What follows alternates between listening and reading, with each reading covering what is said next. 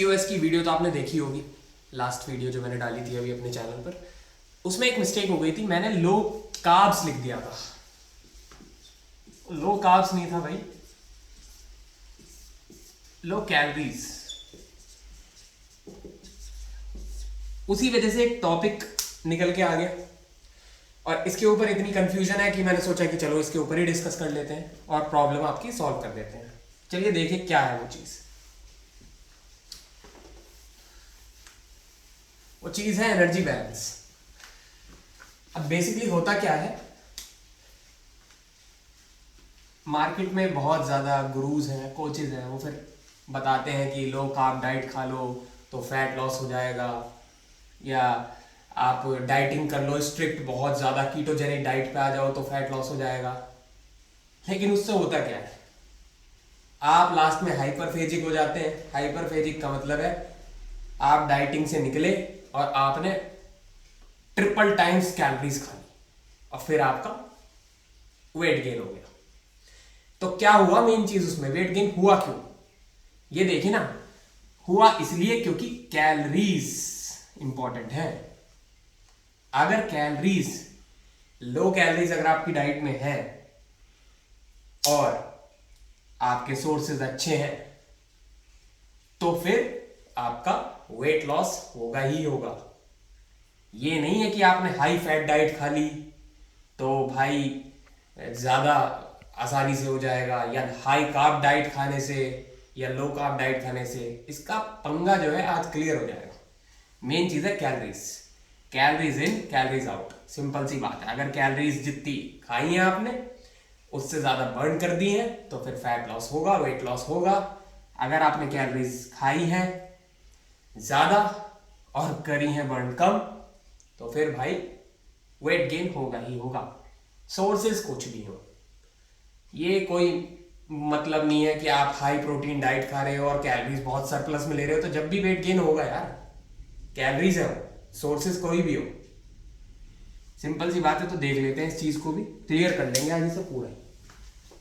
चलिए देखो, मैं आपको बता देता हूं हमारी बॉडी कैसे फंक्शन करती है इन एनर्जी सोर्सेज के ऊपर।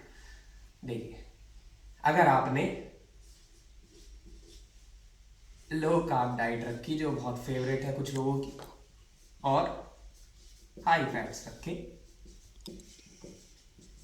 तो फिर एक चीज ध्यान रखना, बॉडी फैट स्टोर करेगी ज्यादा, फिर ये भी ध्यान रखना, ठीक है। सेकंड सिनेरियो ले लेते हैं, high carb plus low fat.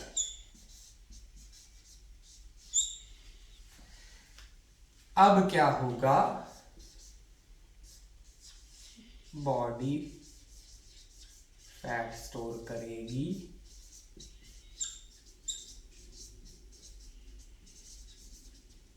लो। हाँ, ये जरूर कहूंगा मैं कि फैट बर्न भी ज्यादा करेगी,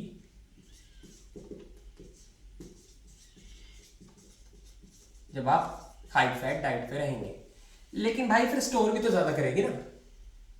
और हाँ, इसमें हाई कार्ब में क्या होगा, फैट बर्न कम होगा, लेकिन एक बात और ध्यान रख लें, बॉडी फैट स्टोर भी कम होगा। सिंपल सी बात है, इस बात को जरा क्लियर कर लेते हैं। जब आप लो कार्ब डाइट खाएंगे और हाई फैट डाइट खाएंगे, बॉडी आपका फैट बहुत अच्छे से बर्न करेगी, लेकिन फिर फैट स्टोर भी ज्यादा करेगी। सेकंड चीज, हाई कार्ब डाइट लेंगे, लो फैट डाइट लेंगे तो बॉडी फैट स्टोर करेगी कम, हाँ फैट बर्न भी कम करेगी, लेकिन स्टोर भी तो कम करेगी ना। हो गया क्लियर? चल रहे हैं। बहुत कीटोजेनिक वाले बड़े मुझसे अपसेट हो जाएंगे आज कोचेस, पर क्या करूं, सच्चाई तो बतानी जरूरी है ना, कंफ्यूजन ही खत्म हो जाएगा आज पूरा। आएंगे वो रिफाइंड वाले भी रिफाइंड सोर्सेज लेके कि भाई ये मत खाओ, आइसक्रीम मत खाओ, वो मत खाओ, फलाना मत खाओ, उसके बारे में हम अगली वीडियो में डिस्कस करेंगे, उसको भी हम डिबंक करेंगे, वो मिथ है ना उसको भी हटाएंगे, अफवाह हटानी है मुझे बस। चलिए देखते हैं, एक कंडीशन दे देता हूँ। कंडीशन क्या है, ये रिसर्च प्रूव्ड है और ये हजारों रिसर्चेस है हमारे पास और एनेक्डोटल एविडेंस भी है मेरे पास बहुत सारे। लो कैलोरीज कर दी मैंने डाइट में और इसके साथ लो से नॉर्मल प्रोटीन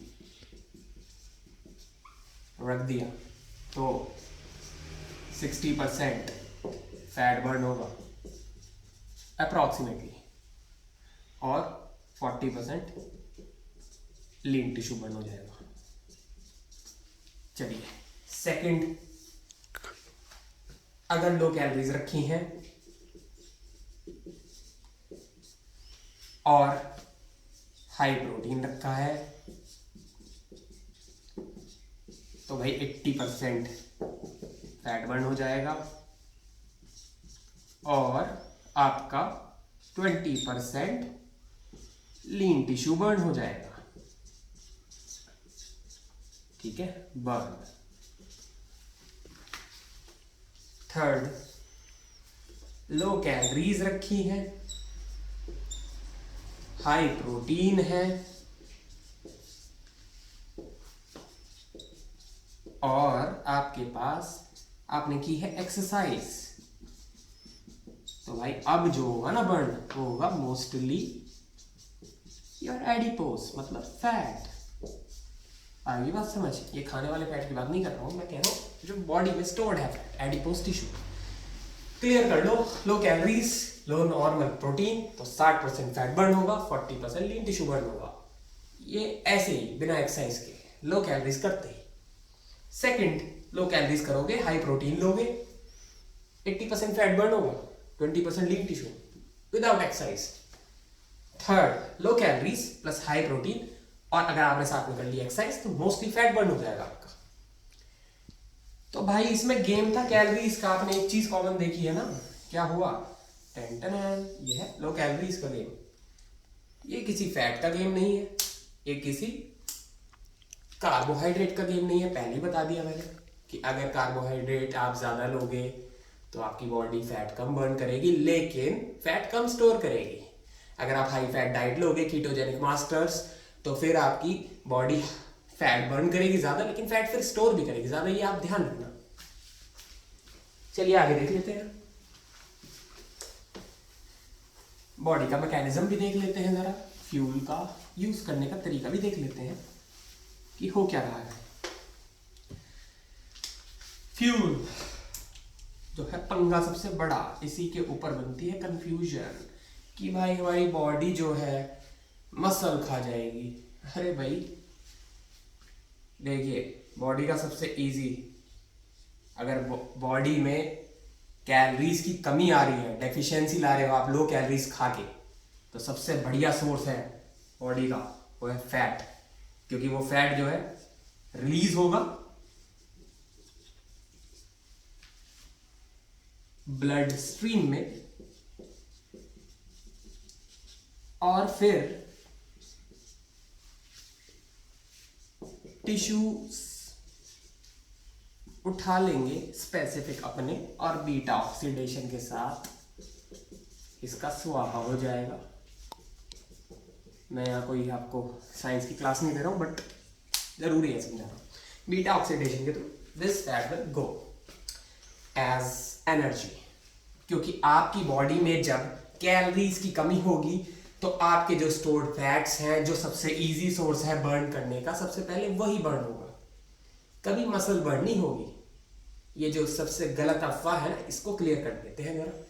और ये साइंस है पूरी, ये ब्रो साइंस नहीं है, this is the real science. ठीक है, fat will be used muscles के अंदर। अगर बर्न की बात करें तो भाई मसल्स जो है ग्लूकोनियोजेनेसिस और बहुत लंबे प्रोसेसेस आएंगे तब जाके muscle as a fuel use हो सकता है। Protein is a terrible source, वो भी नहीं होगा यूज। एक सेकेंड,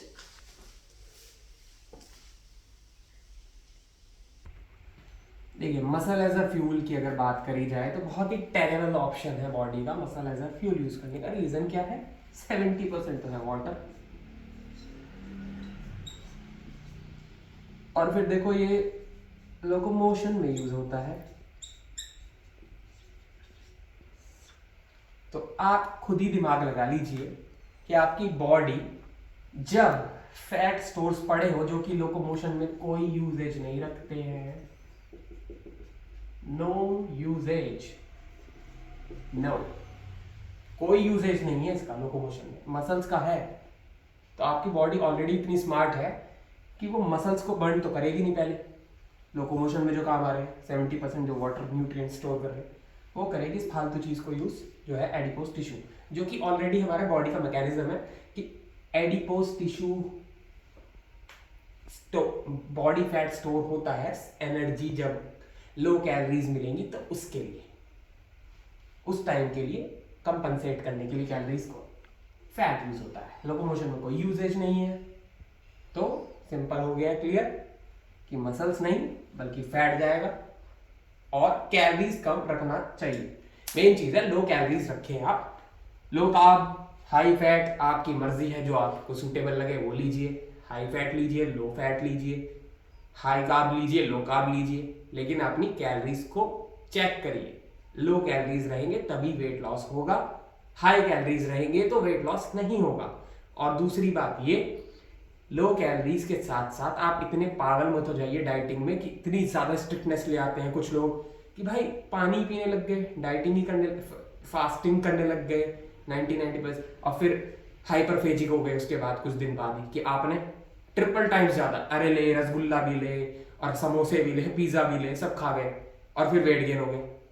तो भाई प्रॉब्लम क्या है कि आप इतनी ज्यादा स्ट्रिक्टनेस ले आते हो डाइटिंग में, लो कार्ब लो और भाई हाई फैट लो और सारी चीज हटा देंगे डाइट से कि ये नहीं खाना वो नहीं खाना, अनहेल्दी है, सब चीजें अनहेल्दी हो जाती है आपके लिए उस टाइम पे, डाइटिंग करने के टाइम पे। और फिर आप जब डाइटिंग से बाहर निकलते, क्योंकि डाइटिंग ऐसी स्ट्रिक्ट डाइट सस्टेनेबल नहीं है, आप उससे बाहर निकलेंगे और फिर वेट गेन कर लेंगे। तो इससे अच्छा है कैलोरीज को ट्रैक करें, अच्छे सोर्सेज से कैलोरीज ले, मैं मना नहीं कर रहा हूँ, अच्छे सोर्सेज से ले। थोड़ा बहुत अगर चीटिंग हो भी जाती है डाइटिंग में तो कोई प्रॉब्लम नहीं है, बट हाँ कैलोरीज को ट्रैक करेंगे तो। और 90% आपका सोर्स जो है ना कैलोरीज का, वो हेल्दी सोर्स रहना चाहिए। 10% अगर आपने कुछ खराब खा भी लिया जंक, तो भाई कोई दिक्कत वाली बात नहीं है, बशर्ते बस आपकी कैलोरीज कम होनी चाहिए, तो आपका वेट लॉस होगा। आपको कोई वाटरमेलन डाइट करने की जरूरत नहीं है, आपको कोई लो कार्ब डाइट करने की जरूरत नहीं है कि आप मरे जा रहे हैं कार्ब्स के लिए, सस्टेन ही नहीं कर पाएंगे ना आप उस चीज को लॉन्ग टर्म के लिए। तो ऐसी चीज करिए जो लॉन्ग टर्म सस्टेनेबल हो। तो आप लॉन्ग टर्म सस्टेनेबल डाइट है कि आप कैलोरीज लो कर दें, प्रोटीन सोर्स अच्छा रख लें ताकि आपकी भूख नॉर्मलाइज रहे, और अपनी 90% जो कैलोरीज है उनको हेल्दी सोर्सेज से ले, और अपना प्रोटीन तीनों मील में अच्छे से प्रोटीन ले। 20-30 grams of protein is required पर सेटिंग, और उसको बांट लें अपनी तीनों मील्स के अंदर। और 10% जंक खा भी सकते हैं आप, इतना भी नहीं है कि आप बिल्कुल ही, डिपेंड करता है कि आप किस कंडीशन में, बट हाँ 10% इंक्लूड हो सकता है, बहुत स्ट्रिक्टनेस रखने की जरूरत नहीं है। और आप लो कैलोरीज अगर रखते हैं, अपनी कैलोरीज को मेंटेन रखते हैं, और हाँ एक्सरसाइज अगर आपने इसमें साथ में कर ली, जोड़ ली, तो उसके बाद तो और अच्छा है, आपका बॉडी फैट वेट लॉस होगा without regaining it back, because hyperphagic phase में आप आएंगे ही नहीं जब आप बहुत ज्यादा स्ट्रिक्टनेस डाइट पर रखेंगे नहीं। तो थैंक यू गाइस।